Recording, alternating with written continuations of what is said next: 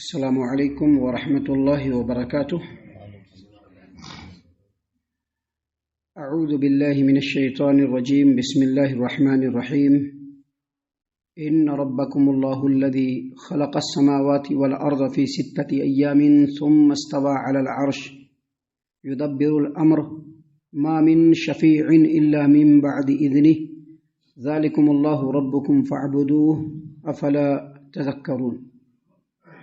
بے شک تمہارا رب اللہ ہے جس نے آسمانوں اور زمین کو 6 دنوں میں پیدا فرمایا، پھر وہ عرش پر مستوی ہو گیا۔ یدبر الامر، تمام کاموں کا انتظام کرتا ہے۔ ما من شفیع الا من بعد اذنہ، اس کی اجازت کے بغیر کوئی سفارشی نہیں بن سکتا۔ ذالکم اللہ ربکم فاعبدوہ، یہی تمہارا رب ہے۔ افلا فاعبدوہ، پس تم اس کی عبادت کرو۔ افلا تذکرون، کیا تم نصیحت نہیں حاصل کرتے، نصیحت نہیں پکڑتے؟ محترم سامعین اکرام، سورہ یونس، سورہ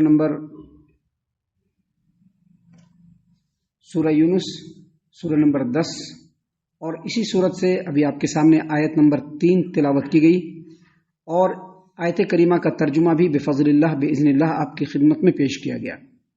سامعین اکرام، اس آیت کریمہ میں اللہ تبارک و تعالیٰ نے یہ فرمایا ہے کہ وہی وہ اللہ تبارک و تعالیٰ تمہارا رب ہے جس نے آسمانوں اور زمین کو 6 دنوں میں پیدا کیا۔ یہ مخاطب کون لوگ ہیں؟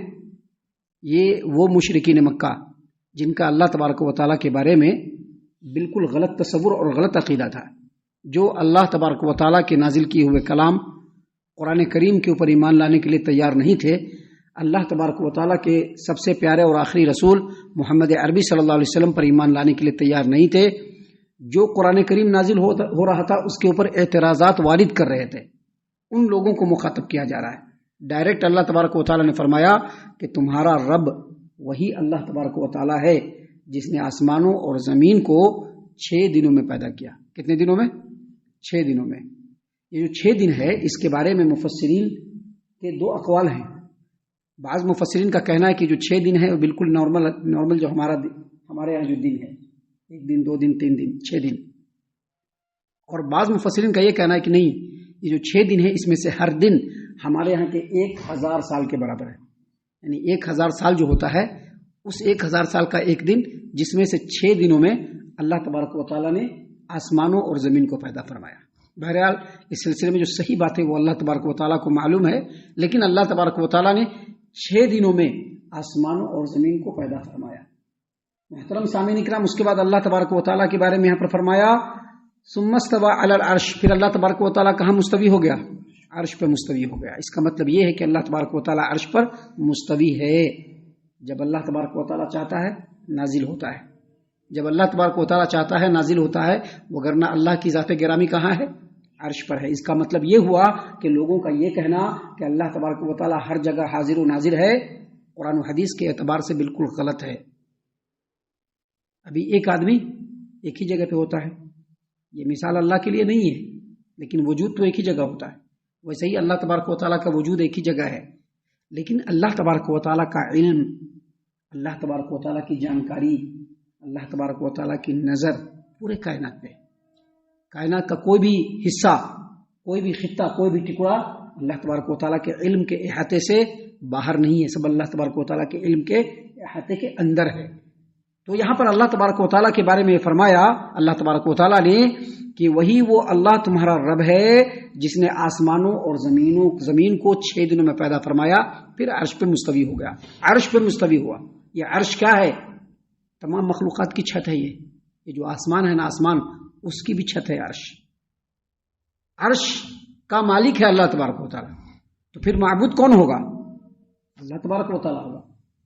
کائنات میں سب سے بڑی چیز کیا ہے؟ عرش ہے۔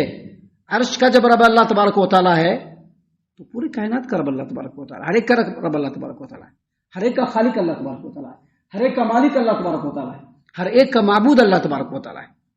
اس کے بعد آگے اللہ تبارک و تعالیٰ نے فرمایا کہ اللہ تبارک و تعالیٰ نے آسمانوں اور زمین کو 6 دنوں میں پیدا فرما کر کے یوں ہی نہیں چھوڑ دیا۔ یدبر الامر، کائنات کا انتظام کرتا وہی ہے، تمام کاموں کا انتظام وہی کرتا ہے تمام کاموں کا، چھوٹا کام ہو بڑا کام ہو کوئی بھی کام ہو، ہر کام کا انتظام کون کرتا ہے؟ یہ پورے کائنات کو تن تنہا بلا شرکت غیر اللہ تبارک و تعالیٰ لگاتار چلاتا چلا آ رہا ہے، کوئی چیز اس کی نظر سے پوشیدہ نہیں۔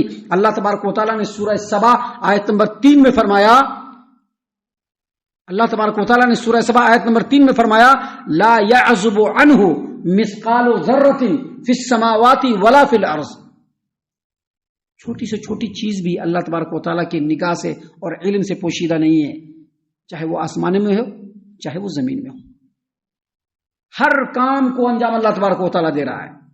کسی بھی کام کو انجام دینے میں اللہ تبارک و تعالیٰ عاجز اور قاصر نہیں ہے۔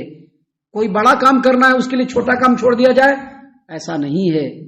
اللہ تبارک و تعالیٰ کے سامنے اس کے کائنات کے تمام مخلوقات گریہ زاری کرتا ہے، اللہ تبارک و تعالیٰ ان کی فریاد رسی کرنے میں تنگ نہیں ہے۔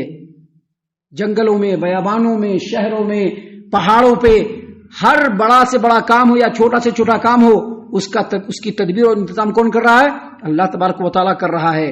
اللہ تبارک و تعالیٰ نے قرآن کریم سورہ ہود آیت نمبر 6 میں فرمایا وَمَا مِن دَابَّةٍ فِي الْأَرْضِ إِلَّا عَلَى اللَّهِ رِزْقُهَا، زمین پر چلنے والا کوئی بھی جاندار ہو اس کو رزق کون دے رہا ہے؟ اللہ کے ذمے اس کا رزق ہے، اللہ کے ذمے اس کا رزق ہے۔ اس لیے اللہ تبارک و تعالیٰ نے یہاں پر فرمایا کہ یدبر الامر، کائنات کا انتظام وہی اللہ تبارک و تعالیٰ کر رہا ہے۔ لہذا مشرکو ذرا غور کرو، سوچو کہ تمہارا رب کون ہے اور تم کو کس کی عبادت کرنی چاہیے۔ تمہارا رب کون ہے، تم کو کس کی عبادت کرنی چاہیے؟ آسمانوں اور زمین کا پیدا کرنے والا کون ہے؟ جو ہے تم کو اس کی عبادت کرنی چاہیے، یہ بتوں کی عبادت نہیں کرنی چاہیے۔ آگے اللہ تبارک و تعالیٰ نے مزید فرمایا، یہ عقیدے کے اوپر رد ہے، کن کے؟ مشرکوں کے۔ اور آپ کو سوچ کر کے حیرانی نہیں ہوگی بلکہ آپ دیکھیں گے اپنے معاشرے کے اندر کہ جو وہ مشرکوں کا جو عقیدہ تھا، جو وہ مشرکوں کا عقیدہ تھا مکہ کے، وہی عقیدہ آج مسلمانوں کا ہے، وہی عقیدہ آج مسلمانوں کا ہے۔ دیکھیے اللہ تبارک و تعالیٰ نے کیا فرمایا، ما من شفیع الا من بعد اذنہ، کوئی بھی سفارشی نہیں بن سکتا ہے۔